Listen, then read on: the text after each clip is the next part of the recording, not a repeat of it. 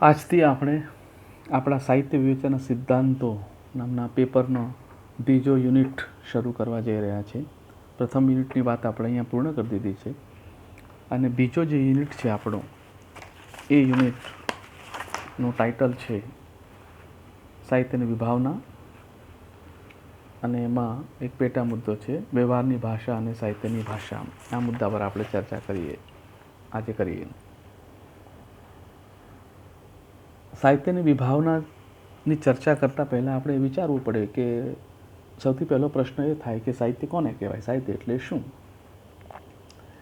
તો એને એક વાક્યમાં આપણે સમજાવવું હોય તો એવું સમજાવી શકીએ કે શબ્દની કલાત્મક સૃષ્ટિને સાહિત્ય કહેવામાં આવે છે. શબ્દ બહુ જ મહત્ત્વનો છે અને શબ્દ વર્ણનો બનેલો છે, એટલે કે અક્ષરનો બનેલો છે. એટલે શબ્દ બ્રહ્મ છે, શબ્દને બ્રહ્મ કહેવાય. શબ્દ બ્રહ્મ છે, પણ એવા શબ્દને બ્રહ્મ કહેવાય કે જે શબ્દ અર્થવાળો હોય, અર્થ સહિત ન હોય, અર્થવિહીન ન હોવો જોઈએ. એટલે શબ્દની કલાત્મક સૃષ્ટિને સાહિત્ય કહેવામાં આવે છે. શબ્દ અર્થવાળો હોય અને છતાં યોગ્ય ક્રમમાં ગોઠવાયેલો ન હોય તો પણ સાહિત્ય બને નહીં.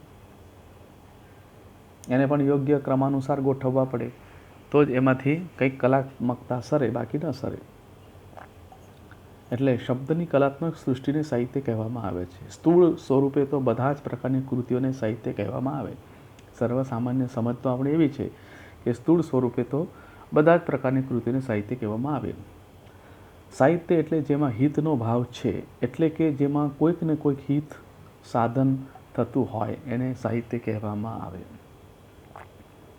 વિજ્ઞાનના પુસ્તકો દ્વારા પણ હિત સદાય છે અને જ્યોતિષની કૃતિઓ દ્વારા પણ હિત સદાય છે, પરંતુ એ બધા ગ્રંથો સાહિત્યમાં સમાતા નથી.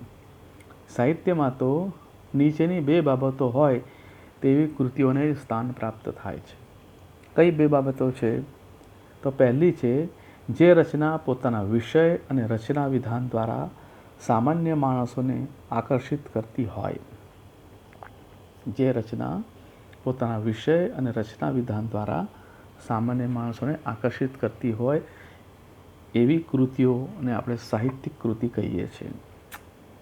બીજું છે જે રચનામાં સૌંદર્ય અને આનંદના તત્વો અનિવાર્ય રીતે રહેલા હોય. તો આ બે બાબતો બહુ મહત્ત્વની છે કે એવી કૃતિ કે જેના વિષય અને રચના વિધાનથી વ્યક્તિ આકર્ષિત થાય અને એ રચના વિધાનમાં સૌંદર્ય અને આનંદના તત્વો અનિવાર્યપણે જોડાયેલા હોય.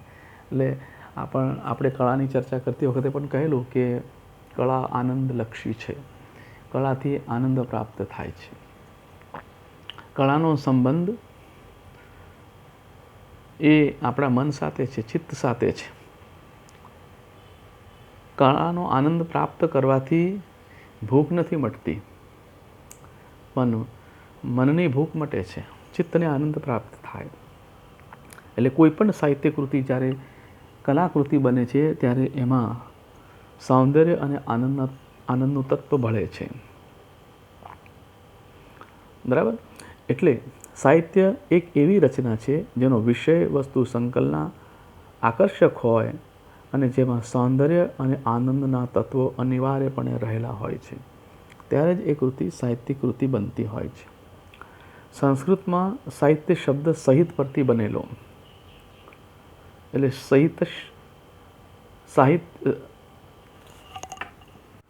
સહિત તત્વનો ભાવ તે સાહિત્ય એમ કહેવાયું. આ સહિત તત્વ શું છે? સહિત તત્વનો અર્થ થાય છે શબ્દ અને અર્થનું સંયોજન. મેં પહેલાં પણ કહ્યું કે શબ્દ અર્થવાળો હોય તો જ કલાત્મક હોય છે. અર્થ વગરના શબ્દનું કોઈ મહત્ત્વ હોતું નથી. એટલે સહિતસ્ય ભાવ સાહિત્યમ આવું કહેવાયું આપણી મીમાંસામાં. એટલે શબ્દ અને અર્થનું સહીપણું, બંનેનું સંયોજન એવું થવું જોઈએ કે જેનાથી સાહિત્ય બનતું હોય છે. કાવ્ય શબ્દ સંસ્કૃતમાં સાહિત્યના પર્યાય તરીકે વપરાય છે, કવિતા પણ સાહિત્યના અર્થમાં જ વપરાય છે. એટલે સંસ્કૃતમાં સાહિત્ય શબ્દ અલ્પ પ્રચલિત છે, કોશમાં એનો કોઈ વિશેષ અર્થ નથી. એટલે જ્યારે ભારતીય મીમાંસાની આપણે વાત કરીએ છીએ ત્યારે સાહિત્ય અને કાવ્ય બંને સમાન અર્થો છે. સાહિત્ય શબ્દ કરતાં કાવ્ય શબ્દ વધારે પ્રયોજાયો છે. એટલે ભારતીય મીમાંસાની જ્યારે આપણે વાત કરીએ છીએ ત્યારે કાવ્ય શબ્દ વાપરીએ છીએ ત્યારે સાહિત્ય શબ્દ વાપરતા હોઈએ એમ આપણે સમજી જવાનું છે. એટલે ભર્તૃહરિ નામના એક વિદ્વાને કહેલું કે સાહિત્ય સંગીત કલા વિહીન સાક્ષાત પશુ પુષ્પ વિષાણી. એનો અર્થ એવો થાય કે સાહિત્ય સંગીત અને કલા વગરનો મનુષ્ય સાક્ષાત શિંગડા અને પૂંછડા વગરનો પશુ છે. આવી પણ એક સાહિત્યની વ્યાખ્યા બાંધવામાં આવી, પરંતુ આ વ્યાખ્યા પણ પરિપૂર્ણ નથી જણાતી. મણિલાલ નભુભાઈ દ્વિવેદીએ કવિ કાર્ય જે કાવ્ય નાટકાદિ કલા એવી વ્યાખ્યા આપી. કવિ કાર્ય સાહિત્યને કવિ કાર્ય કહે છે, કાવ્ય નાટકાદિ કલા. તો અહીંયા પણ વાત તો પરિપૂર્ણ થતી જ નથી. પણ આવી નાની મોટી ઘણી બધી વ્યાખ્યાઓ સાહિત્ય માટે પ્રયોજાય છે. સાહિત્યમાં આવી ભાષાની કલાત્મક પ્રવૃત્તિનો જે સમાવેશ થાય તે સાચું, પણ પાછળથી સાહિત્ય શબ્દ સમગ્ર વાક પ્રવૃત્તિના વિશાળ અર્થમાં વપરાવા લાગ્યો. એટલે સાહિત્યમાં ભાષાની કલાત્મક પ્રવૃત્તિનો સમાવેશ થાય એવું માનવામાં આવ્યું, પણ પાછળથી સાહિત્ય શબ્દના અર્થનો વિસ્તાર થયો. એટલે તમામ વાક પ્રવૃત્તિને સાહિત્ય તરીકે ઓળખવામાં આવ્યું, જેમાં નવલકથા, ચરિત્ર, નીતિગ્રંથ, પ્રવાસ વગેરેનો સમાવેશ થવા લાગ્યો.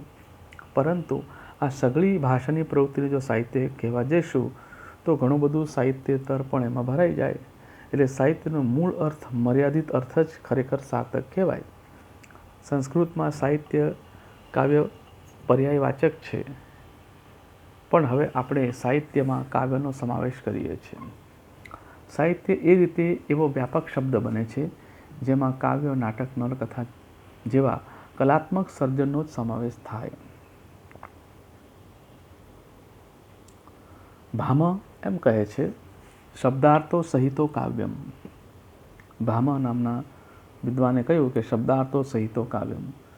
સાહિત્ય શબ્દની ઉત્પત્તિ ગમે તે હોય, પણ ભામહના શબ્દો સૂચવે છે તેમ એમાં શબ્દ અને અર્થનું સાહચર્ય તો અવશ્ય રહેલું છે. શબ્દાર્થો સહિતો કાવ્યમ, શબ્દ અને અર્થનું સાહચર્ય રહેલું છે. અર્થાત જે ગ્રંથોની આંતરવસ્તુ સકળ માનવ જાતિ રસ આપી શકે એવી હોય અને તે ઉપરાંત એની બાહ્ય આકૃતિ એટલે કે નિરૂપણ પદ્ધતિ, ભાષા શૈલી આદિ બહિરંગ બાબતોની વાત કરું છું, જે રોચક ને કલામય હોય તે જ ગ્રંથોને સાહિત્ય આપણે કહીએ છીએ, બીજા ગ્રંથોની વાત નથી.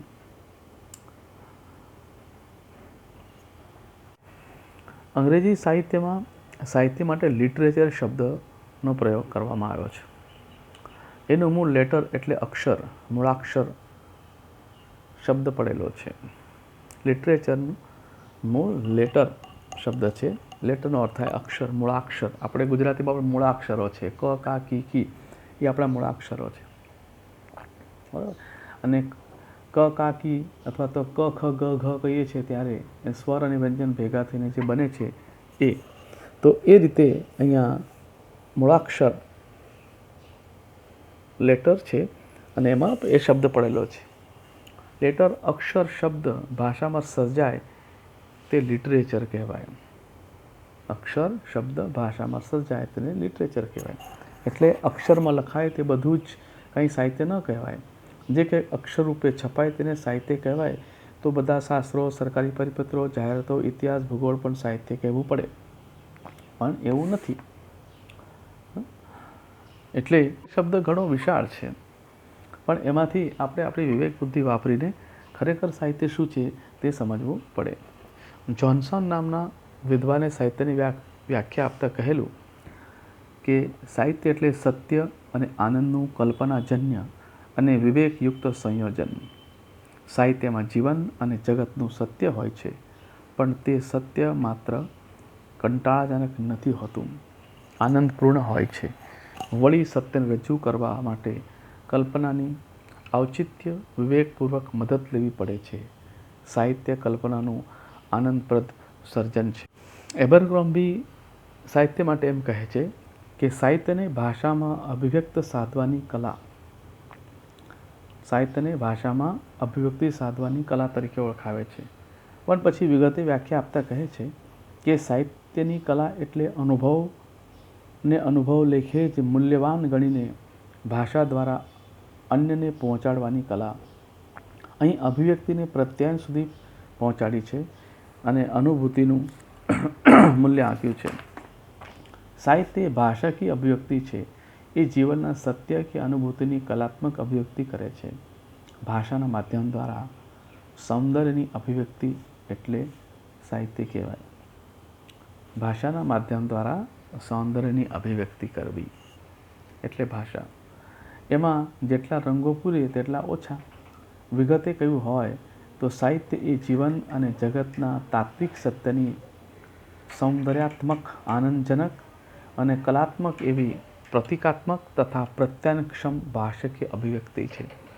તો સાહિત્યને આપણે આવી જુદી જુદી રીતે સમજી શકીએ.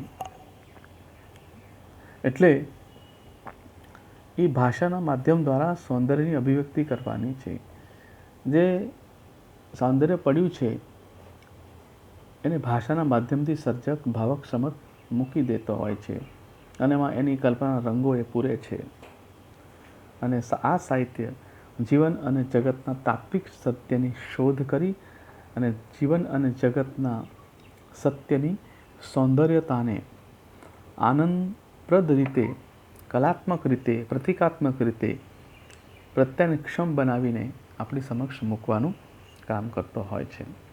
તો આ રીતે સાહિત્ય જે છે એ બહુ જ મહત્ત્વની બાબત છે અને એની થોડી વાત આપણે અહીંયા કરીએ.